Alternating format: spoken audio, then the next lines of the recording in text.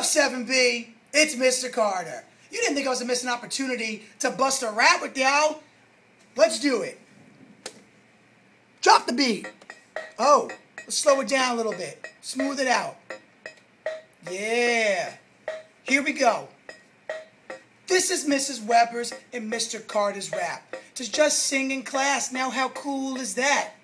This is Mrs. Weber's and Mr. Carter's rap. To find area, now how easy is that?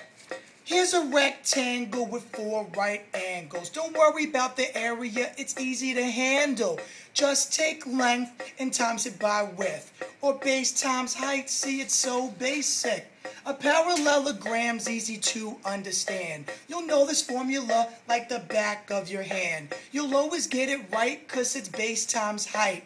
And if you get it wrong, well we're gonna have to fight. An area of a triangle is easy to do. It's base times height divided by 2. A circle's pi r squared. Don't be scared, don't be scared. And know this for your test, be prepared, be prepared. This is Mrs. Weber's and Mr. Carter's rap. You get to sing in class, now how cool is that?